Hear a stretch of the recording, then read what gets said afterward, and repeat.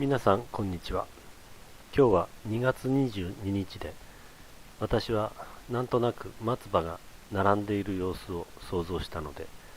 黒松についてお話ししようと思います。弊社植木場の一角に一本の黒松があります。10年前にお客様から処分を依頼されて持ち帰ったものです。この10年間、新人に剪定の仕方などを教えるために勉強用として使ってきました。目摘みや剪定、古葉むしり、枝のバチ当て、移植など様々な題材に使ってきました。はっきり言ってこの木はとても良い木とは言えませんでした。良い木になる可能性が低いとも言えますけれども、この木がどうしてダメなのか、どこが悪いのか、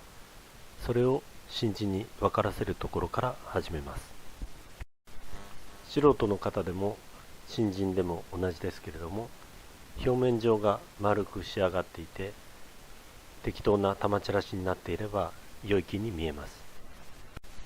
しかしプロとしては表面的なものに惑わされず、本質を見抜く力を持たなければなりません。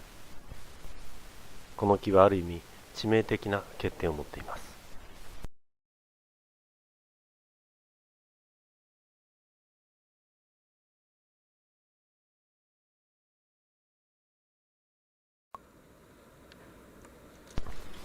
見やすいように葉っぱをむしった後の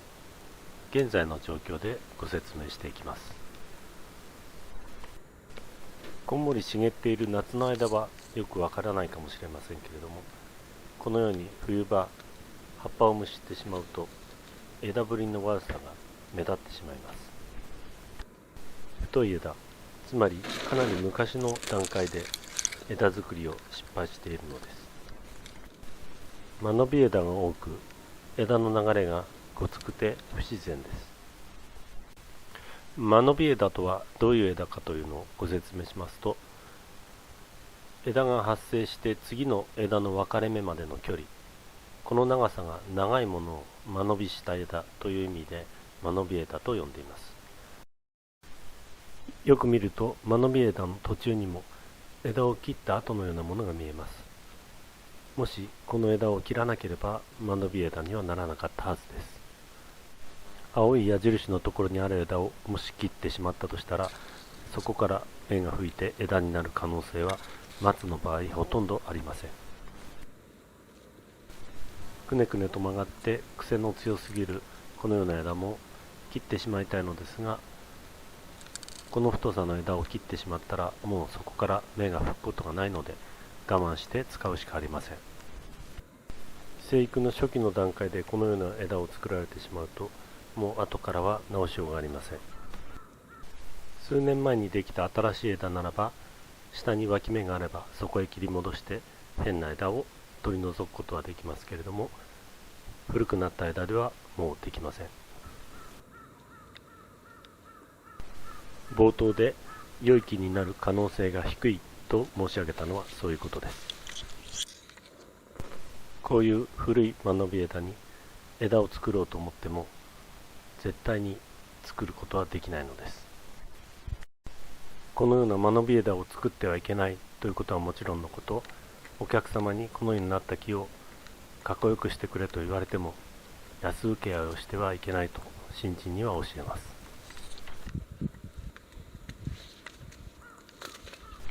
しかしこのような致命的な欠陥を持った木からでも学ぶことはたくさんあります。間延び枝を作ってはいけないという教訓、例えばこのような小さな枝を切ってしまったら今ある大事な枝が間延び枝になってしまう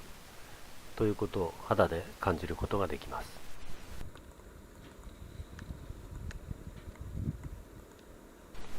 残念な木ではあってもどうしたらより良くなるか、それを考えるのが植木屋の仕事です。何年も前の枝は変えることはできませんけれども、数年前までの枝の先の方は手入れ次第でくらでも良くすることはできます。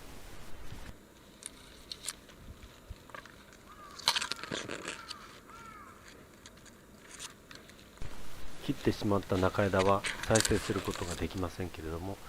ごくまれに枝の途中に小さな芽がつくことがあります。この奇跡の芽を大事にすることは重要です。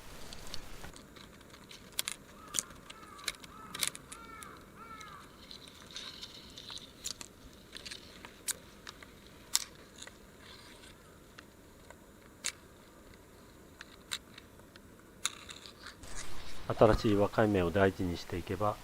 古く変な枝もその若い枝に切り替えて新しく枝を作っていくことができるということが勉強できます。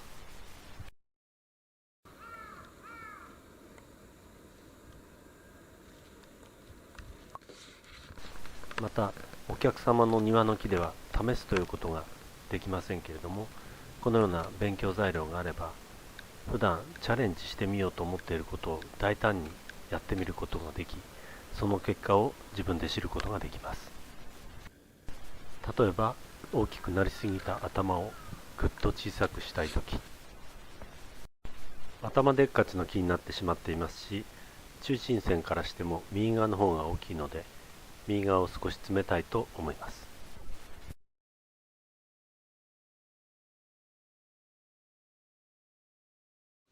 そうそう、それをまず1本、手前の1本落としてみる。最終的には、これも、これも、からそれも落として、だからここで切るような感じになるのかな、最後。どこまでいってんだか。なんか2つ出てますね。1個2個落として後ろも落とすっていう感じでお願いします。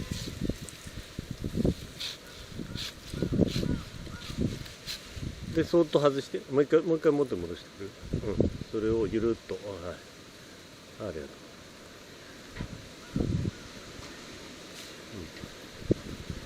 次もう一本。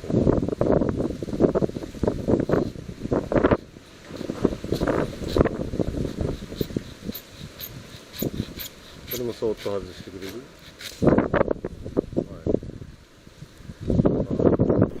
こんな大胆な切り方をお客様の庭でしたら、さぞかし驚かれてしまうと思うのですが、確実に自分で自信があって、こういうふうにした方が良いという確信があれば、お客様にその旨を伝えて、そういう剪定をすることはできると思います。そういう自信をつけるために、こういう練習台というのはあるのだと思います。これとこれをちょっと枝先だけでもいいから、ちょっと下げるような格好にしてくれる？そうそうそう。はい、OK です。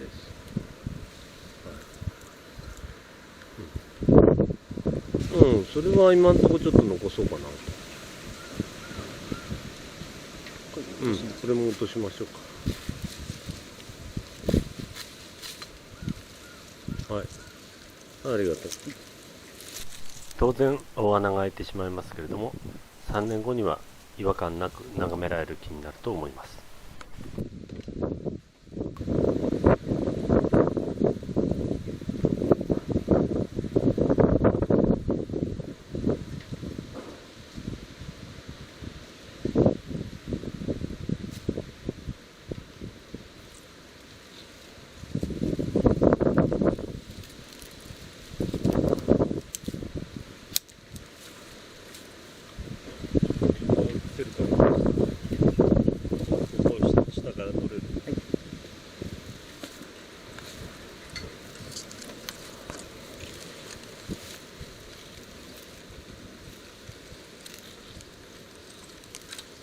でなんとなく上とのこう上引きながらこうやってるっていう感じが取れる。上からも取れる。難しい。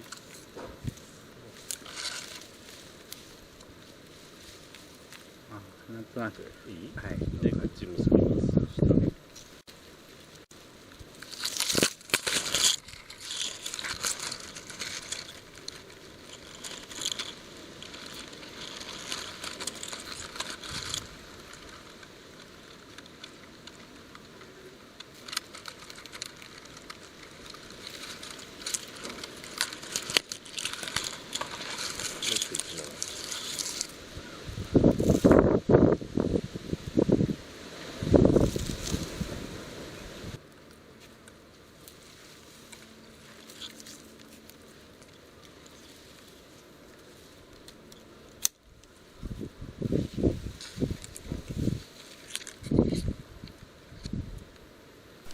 こういった簡単な難掛けでもお客様の庭に行くとあたふたとしてしまったりするものです。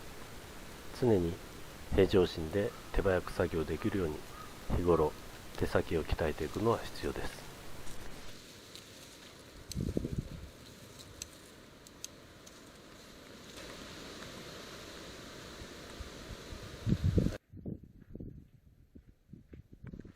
もちろん1回で完璧に直すことはできませんけれども、大胆な切り方を経験し、縄で枝を下げる方法を学ぶということは日々の訓練として大事なことです。木の骨格や樹形を作ることを新人に初めから教えることは難しいですけれども、こういう細かい枝先の作業を教えることはそれほど難しくはありません。例えば5月に行う緑摘みの作業、このように途中で切ってはいけないよ、付け根できちんと取らなければいけないということを教えますが、なぜそうしなければいけないのかは芽が伸びた時に説明することができます。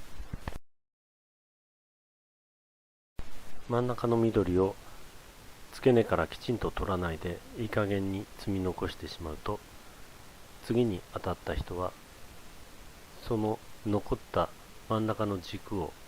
わざわざハサミで切り落とさなければならなくなってしまうんです。そういう無駄なひと手間を次の人にかけさせてはいけないと教えます。こちらも同じことです。芽摘みの時にきちんと付け根から取っておけば何ということはないことです。いい加減な仕事をすると次の人に迷惑がかかるということをしっかり教えます。真ん中の長い緑を摘んだ後、脇の緑の先も少し摘めますが、この意味も夏以降葉っぱが出た後に確認をさせます。中芽切りの検証については他の動画ですることにいたします。基本的な緑摘みができるようになったら、緑を途中で摘んだ場合、付け根で取った場合、いろいろなバリエーションを自分で作ってその後の経過を観察させます。親方がこうやれと言ったからするのではなく、自分自身のマニュアルを持たなければなりません。そして緑摘みがきちんとできるようになったら、もう少し下の脇芽に切り戻すという作業を教えます。切り戻した小さな芽がその後どのように成長していくか観察しながら、自分の腕をグレードアップさせていくわけです。